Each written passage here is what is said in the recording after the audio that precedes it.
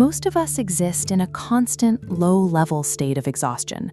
We scroll through our feeds, chase quick dopamine hits, and move from one distraction to the next, hoping to outrun an underlying sense of anxiety that never quite goes away. This pursuit of immediate pleasure is what the texts call prayas. It offers a temporary reprieve, a way to stay busy so we don't have to look at the inevitable end of the story. By constantly feeding the senses, we attempt to ignore our own mortality. Thousands of years ago, the Kathopanishad recorded the story of an 8-year-old boy named Nachiketa who spotted this exact psychological flaw in his own father. His father, a wealthy sage, was hosting a massive ritual that required him to give away all his worldly possessions. But his father cheated. He started hoarding the healthy cows for himself and only gave away the sick, dying ones.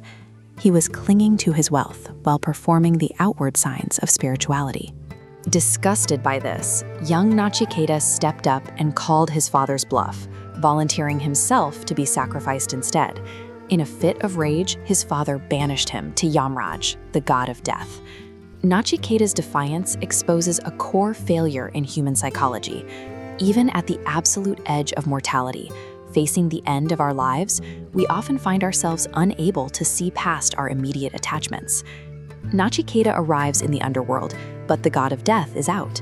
The 8-year-old boy sits at the gates for 3 full days and nights without a drop of water. When Yama returns, he is so moved by the child's iron will that he offers him 3 boons, or wishes. Yama grants the first 2 easily, but sensing the boy's sharp mind, the god of death tries to head him off. He offers Nachiketa infinite wealth, absolute power over the earth, and a guaranteed lifespan of 100 years, filled with every physical pleasure imaginable. Nachiketa rejects it all. He points out a simple, undeniable fact. Compared to the eternity of death, 100 years of pleasure is a mathematical 0. Eventually, the body will still fail. Instead, the boy issues an uncompromising demand. He wants to know the ultimate truth. When the physical body dies, what exactly remains? Does the soul survive, or does everything simply go dark? We spend our entire lives bargaining for wealth and status. Nachiketa proves that leverage comes from ignoring those distractions and demanding answers to the fundamental questions that our biology is designed to avoid. Yamraj realizes he can't buy the boy off. Instead, he lays out a framework for auditing the self, known as the chariot analogy. In this model, the chariot is the physical body, the vehicle through which we experience the world. Pulling the chariot are 5 horses, representing our 5 sensory organs: eyes, ears, nose, tongue, and skin, which naturally chase external stimuli. Connecting those horses to the chariot are the reins. This represents the emotional mind, or manas. Holding the reins is the driver. This is the intellect, or buddhi, the rational, discerning faculty of the mind. And sitting quietly in the back is the passenger. This is the true soul, the Atman, or pure consciousness. It is the silent observer of the entire journey.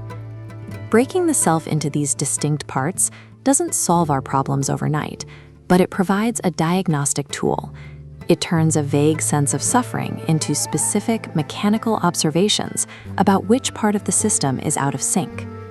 In this framework, psychological friction occurs when the hierarchy of the chariot is inverted, when we allow the reactive parts of our nature to lead.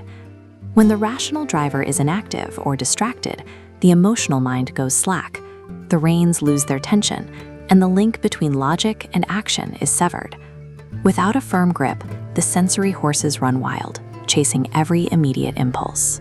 They drag the chariot into terrain it wasn't built for, creating the turbulence that we experience as stress and mental exhaustion. Yamraj's fix is the pratilam, or the reverse process. He emphasizes that the solution is not to kill the horses. Desires are the energy that moves the chariot. Without them, the vehicle stays stationary. Instead, the driver must be awakened through intense focus. The intellect must grip the emotional mind tight, yanking the senses into alignment so they pull toward Shreyas, our long-term ultimate welfare. This discipline is not self-punishment. It is the practical realization that for the journey to be stable, the rational intellect must hold the reins. Once the intellect takes control and the chaotic noise of the horses stops, the driver can finally turn around and recognize the passenger. This leads to the answer Nachiketa sought. Yamraj explains what happens to this passenger when the physical chariot eventually reaches the end of its life. Imagine a clay pot. The body is the clay structure. Consciousness is the space inside that pot. When the pot shatters, the clay is destroyed, but the space inside is unaffected. It simply merges back into the infinite space that was already there. In this view, consciousness is not a product of the body. If the body didn't create it, the body's failure cannot destroy it. The concept of dying is revealed as a misunderstanding of what we actually are. The Kathopanishad ends with the concept of Jivan Mukti. It suggests that we don't have to wait for the physical body to fail to find this state of peace. Realizing this while still alive is what the text describes as immortality. It is the permanent removal of the fear of loss.